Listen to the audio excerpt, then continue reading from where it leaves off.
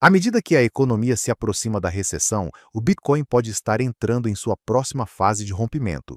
Essas são as últimas palavras de Mark Usko, fundador, CEO e CEO da Morgan Creek Capital Management. O PIB caiu de um forte crescimento de 4% para preocupantes 2,8% negativos, um sinal preocupante de que a economia pode estar caminhando para uma desaceleração. Esse declínio acentuado pode pressionar os formuladores de políticas a agirem rapidamente em um esforço para evitar mais instabilidade econômica. No entanto, há uma clara vantagem aqui para o Bitcoin. Para combater uma recessão, o Fed provavelmente cortaria as taxas de juros e injetaria mais dinheiro em circulação, empurrando a inflação de volta para cima.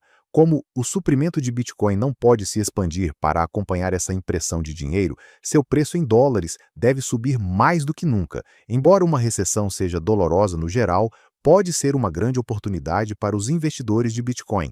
Não deixe de ficar por aqui até o final do vídeo, pois Mark Usko compartilha mais informações valiosas que você precisa saber.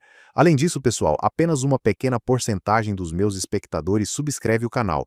Se você gosta de se manter atualizado com conteúdo financeiro, considere subscrever e curtir o vídeo. É gratuito e você sempre pode mudar de ideia. Agora, vamos ouvir Mark Usko. A macroeconomia pode ser resumida em uma única palavra, ou melhor, em duas palavras simples: oferta de moeda. Certo. Então, a oferta de moeda é a razão pela qual estamos discutindo todas essas outras questões, não é mesmo? É por isso que o Bitcoin se destaca. A oferta de moeda tem crescido a uma taxa realmente impressionante há muito tempo. E isso é por causa da minha geração. Os boomers. Os boomers criaram muitos direitos. E o que é um direito? É uma promessa que você faz a si mesmo, mas não financia, pedindo que seus filhos arquem com os custos. Quem não votaria a favor disso, então? Os boomers votaram em todos esses direitos. E no fim das contas, a única maneira de consegui-los era emitindo muitas dívidas. Temos essa enorme dívida pendente, 36 trilhões e aumentando. E aí está novamente essa palavra com T. Então, o que tudo isso quer dizer? Bem, isso significa que para pagar o serviço da dívida, certo, para gerar o PIB, quando se tem tanta alavancagem, é necessário aumentar a circulação de dinheiro. Isso implica que precisamos de mais dinheiro fluindo na economia para conseguir sustentar essa dívida crescente e continuar a crescer economicamente. Portanto, essa é a realidade que enfrentamos com a dívida e a necessidade de manter o dinheiro em movimento. Portanto, a oferta monetária aumentou aproximadamente 8% desde a criação do Fed. E tudo isso se resume à diferença entre dinheiro real, ou seja, dinheiro que não perde valor, e moedas de papel desvalorizadas. As moedas fiduciárias. Sim, de 1776 até 1913, $1 mantinha seu valor como $1. Houve pequenas flutuações no valor devido a guerras e depressões, mas $1 continuava valendo $1. Não havia inflação. O Fed vem tirando 2% ou mais de nossa riqueza a cada ano. Quero dizer, pense nisso. Quem teve a ideia de que em 30 anos metade da minha riqueza seria confiscada? Isso não é bom para mim. De jeito nenhum isso é bom para mim. Então, essa ideia de inflação nos faz sentir bem porque nossas casas, ações e coisas sobem, como em Chapel Hill, na Carolina do Norte. Conforme a Zillow, minha casa valorizou 50% nos últimos 2 anos. Porém, minha casa não aumentou de tamanho, nem se tornou mais eficiente. Na verdade, ela até se desgastou um pouco. Tive que gastar dinheiro nela, o que realmente aconteceu. O valor do dinheiro piorou. Por isso, o Bitcoin é tão incrível e tudo se relaciona com o macro e no final das contas, a China é um Bitcoin? Tenho receio de que estejamos a caminho de uma recessão, certo? Porque observamos o PIB cair de 4% para menos 2,8%. Portanto, é possível que enfrentemos um pequeno e feio retrocesso no crescimento. Em última análise, acredito que estamos em uma posição onde a resposta será extremamente favorável para o Bitcoin. Certo, teremos que reduzir as taxas e também aumentar a oferta de moeda novamente para um dígito alto, talvez até mesmo para 2 dígitos baixos. E nesse cenário, um Bitcoin continua sendo um Bitcoin. Mas não precificamos o Bitcoin em dólares, então o preço inevitavelmente vai subir. Por décadas, os bancos centrais inundaram a economia com dinheiro recém-impresso para lidar com dívidas crescentes.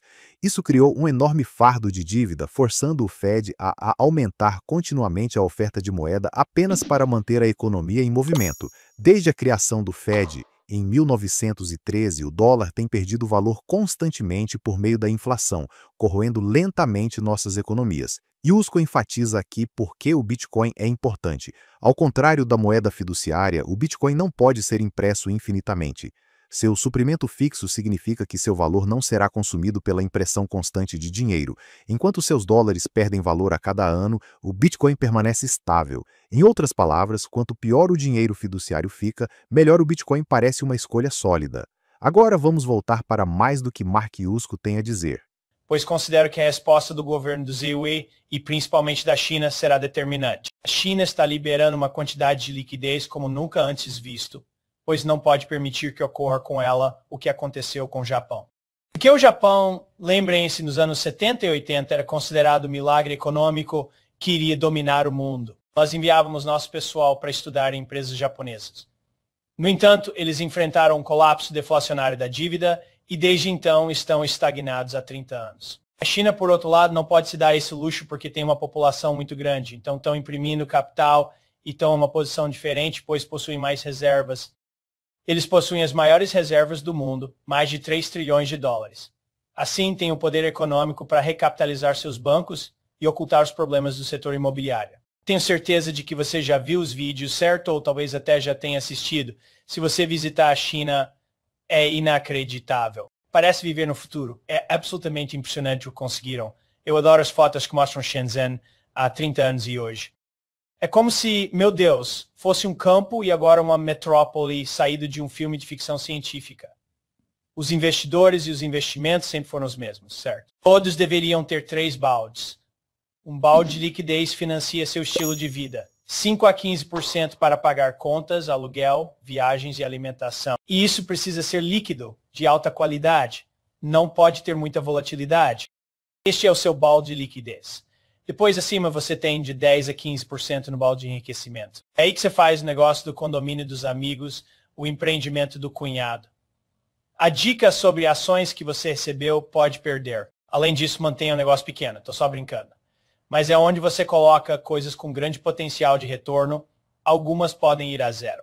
Mas tudo bem, porque é exatamente aí que você assume seu grande risco de cauda. 70% dos recursos estão no balde de ficar rico. Dizemos bem, e se eu ainda não for rico nesse caso, você precisa colocar mais recursos no balde para ficar rico, além da sua renda ativa e da sua renda passiva. Portanto, esse balde para ficar rico, que corresponde a 70%, deve seguir o modelo de dotação, certo? Que consiste em um portfólio diversificado de ativos de alta volatilidade. E quanto mais jovem você for, mais volátil você será, certo? E não correlacionado. Eu realmente acredito que se você tem menos de 65 anos, deveria ser contra a lei possuir títulos. Literalmente, deveria ser contra a lei, especialmente em seu patrimônio de 401k. Porque você não pode mexer nesse patrimônio de 401 até atingir 71 anos e meio. Então, por que você colocaria títulos lá? Você deveria investir em capital de risco, imóveis, commodities, Bitcoin, todas as coisas mais voláteis, porque você não pode mexer nelas. Os títulos são para o balde de liquidez, para gastar, nada mais. Assim, no balde de escada, você deve ter uma orientação para o patrimônio líquido. Mas patrimônio líquido não se limita a ações. Inclui patrimônio privado, imobiliário, de commodities, ações, ativos digitais, não patrimônio, mas ativos digitais. O Bitcoin deve compor uma parte significativa desse portfólio. Por quê? Porque é o ativo ideal. Ele possui 80 vol, o que significa uma alta taxa de retorno composto a longo prazo e tem o mesmo volume que a Amazon. E ainda assim, TEM, o dobro do retorno composto. Agora, ele só está fazendo isso há 16 anos em vez de 30. Portanto, o número de bitcoins diminuirá e eles provavelmente terão o mesmo volume, mas têm o mesmo volume. Eu uso a Amazon o tempo todo. Durante 30 anos, a Amazon teve uma queda de 2 dígitos todos os anos, inclusive este ano. Ela está em uma queda neste momento. Qual foi o momento certo para vendê-la? Nunca. Mas quem a comprou no primeiro dia e a manteve até hoje? 5 pessoas: Jeff, mamãe, papai, ex-mulher, Bill Miller. É isso. Todos ficam abalados com volatilidade. Mas a beleza de um portfólio Stay Rich é ter ativos não correlacionados. Por que o Bitcoin é perfeito? Porque a Amazon é boa, não são correlacionados entre si. O Bitcoin tem correlação 0 com títulos e 0,15 com ações. Assim, ao adicioná-lo ao portfólio, o risco diminui. De acordo com Mark Yusko, investir se resume a 3 categorias fundamentais. Primeiro, há o balde de liquidez, onde você mantém cerca de 5 a 15% do seu portfólio em ativos acessíveis e de baixa volatilidade, projetados para cobrir despesas diárias, moradia, alimentação e contas regulares. Em seguida, você tem o balde de crescimento, alocando cerca de 10 a 15% para investimentos de alto risco, como empreendimentos privados, ações especulativas ou startups inovadoras. Embora esses investimentos possam ocasionalmente falhar, eles oferecem um potencial de alta substancial. Finalmente, a maior parte da sua riqueza, que é cerca de 70%, deve estar em um balde de preservação de riqueza, que inclui ativos diversificados e de alta volatilidade, como private equity, imóveis, commodities e ativos digitais, como Bitcoin. Os títulos normalmente não são adequados aqui, especialmente para investidores mais jovens, porque seus baixos retornos não constroem riqueza de longo prazo de forma eficaz. O Bitcoin se encaixa idealmente nesta categoria devido aos seus retornos historicamente fortes e baixa correlação com os mercados tradicionais, reduzindo o risco geral do portfólio e, ao mesmo tempo, aumentando as perspectivas de crescimento. De qualquer forma, pessoal, antes de irmos, se vocês quiserem ficar mais atualizados sobre o mundo das criptomoedas e do Bitcoin, subscrevam o canal e ativem o sininho para serem avisados dos meus vídeos diários com as últimas previsões de especialistas, notícias de última hora e as principais análises on-chain.